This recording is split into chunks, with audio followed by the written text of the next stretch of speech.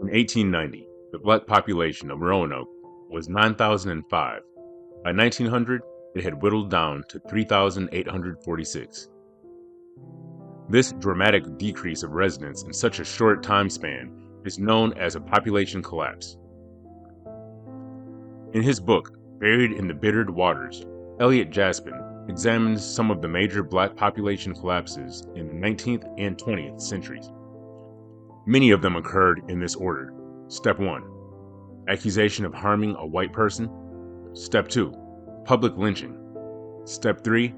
Deliver ultimatum to black residents, leave or else. Roanoke, Virginia, 27 years after the end of the Civil War. On Monday, February 8, 1892, 12-year-old Alice Perry and her friend, Jenny Kritzer, were taking a walk near the Roanoke River when they encountered a black man. Accounts say that he was walking in front of the girls and then suddenly turned around and pushed Alice to the ground. Jenny ran to get help, and Alice soon followed behind her. Alice told her mother, Elizabeth, and Uncle Wesley Adams what happened. "Mother, an old black Negro tried to kill me." Perry's mother was a widow that operated a rooming house near a local brickyard. The brickyard employed black laborers, and the surrounding area contained many black homes. However, Perry only allowed white men to rent rooms in her boarding house.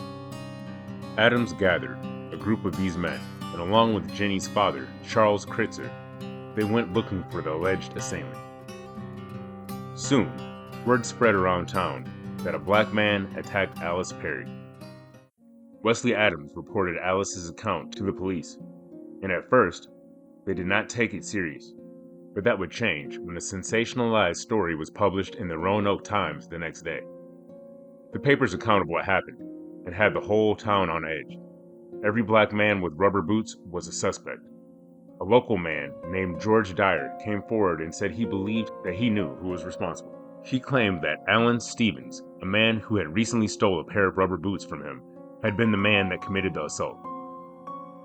He went to meet with police and the Perry family.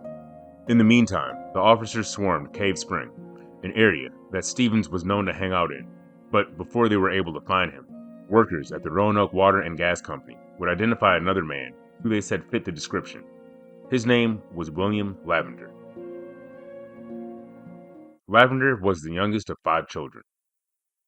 Born in 1873, during the Reconstruction era in Tennessee, to John and Rebecca Lavender.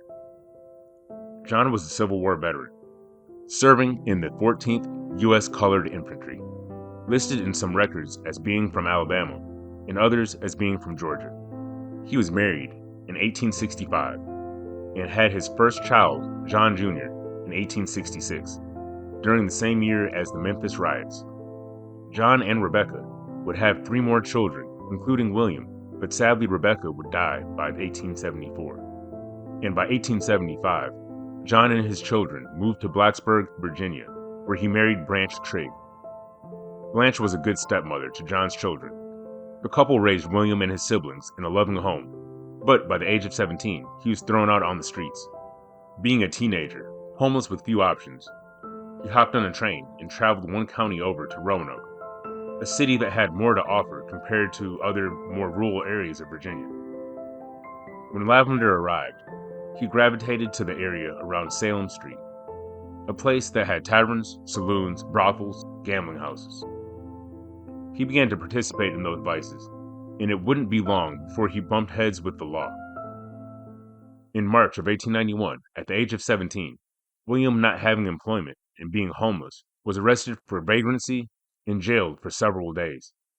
The next month, he was arrested in a raid on Pote's Salon on Salem Avenue. Police suspected that Pote's establishment was really a gambling den and a brothel.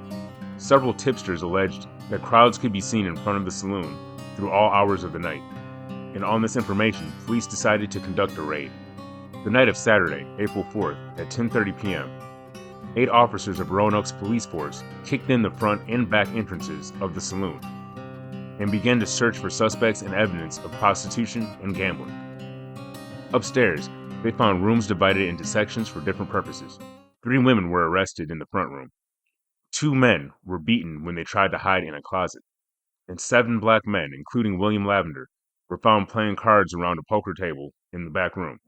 They were arrested for gambling and marched to the station house in front of crowds of onlookers. Lavender was released from jail shortly after, but his troubles did not end.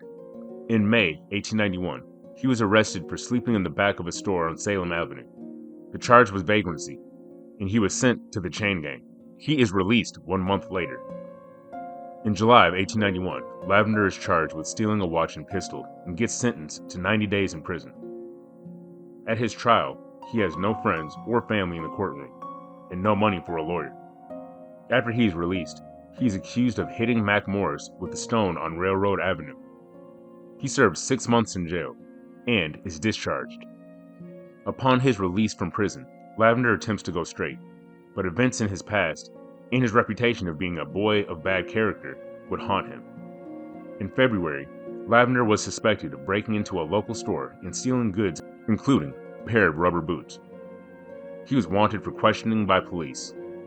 Around dusk, February 11, 1892, a black man shows up at the Roanoke Gas and Water Company, wearing a dark overcoat, gray suit, and rubber boots. He inquired about work. Fireman Click and several others told him they had some wood for him to cut, but it was a ruse. The men believed they recognized William Lavender from the newspaper's descriptions of Alice Perry's attacker. While he began to cut the lumber as instructed, the men sent a note to the girl's uncle, Wesley Adams, for him to come and see if the man who had come looking for work was the man that they were looking for. Adams arrived at the gas company with a mob. Suspecting that something was off, Lavender bolted upon the sight of a large group of armed men, but Adams and Charles Kritzer ran after him and seized him by gunpoint. Lavender refused to give his real name and was taken to the Perry residence to be examined by Alice Perry and Jenny Kritzer. Even though Alice had told her mother it was an old Negro that attacked her, she identified 19-year-old William Lavender as the man who pushed her down. He was taken to the Roanoke jail and locked in a cell with his hands cuffed and legs shackled. While he was in jail, rumors of lynchings made it around town. The mayor visited the jailhouse and assured the crowd that justice would be done and there was no need to lynch Lavender. Years prior, 2 white men had been accused of outrages upon women or children, and in both of those cases, there was no lynching because the mayor had given an impassionate speech on behalf of the accused, and the mob was persuaded against it. This case would be different. A mob of armed men were waiting at Schaefer's Crossing with cars blocking the railroad tracks. They believed the mayor would send Lavender out of Roanoke until it was time for trial. They were wrong. No train showed up. Lavender must have known that the city authorities would not allow him to make it to trial, because he tried to take his chances and attempted to escape. He was arrested by officers on the ground as he lowered himself down from the 2nd floor of the jail with a sheet. After his escape attempt made it convenient, the officers, accompanied by a reporter, decided to take Lavender to a private residence to hide him from the mob, who would soon come back to the jail looking for him. According to the reporter, while at the residence of Officer Talley, Lavender gave the following confession. He denied purposely throwing the girl down or attacking her. As the men questioned Lavender, a mob composed of hundreds of armed men returned from Schaefer's Crossing. They went to the mayor's house, where he came out on his porch and attempted to dissuade them. The mob wanted to know Lavender's whereabouts, and the mayor would not tell them. After they determined he was not in the jail and not on a train heading for another part of Virginia, they decided, or they were tipped off, that he was being hidden in a policeman's home.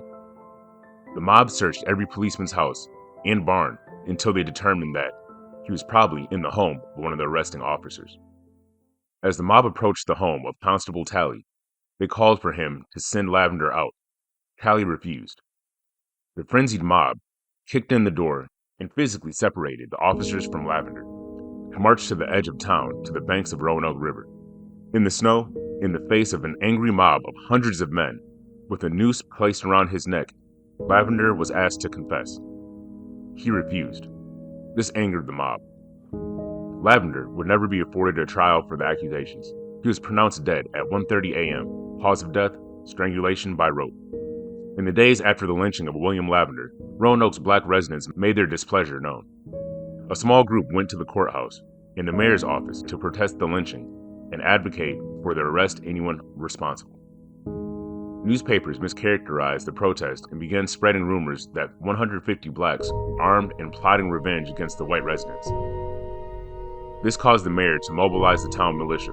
White citizens began gathering pistols and rifles from the city's armory. They patrolled the black areas, threatening and intimidating anyone they saw. Rumors began to circulate that they were going to lynch Bill Ray, a local businessman who they blamed for the protest at Penn Hall. In addition, a box with rope and a black person's hair was sent to J.A. Gearhart to let him know that he would be next if the mob had its way. Local blacks banded together and stayed indoors until the militia was called off. And in the years following the lynching of William Lavender, many began to leave the county and some even left the state. This coincided with a real estate boom. In Roanoke in the 1890s, houses were being sold for double or triple the value.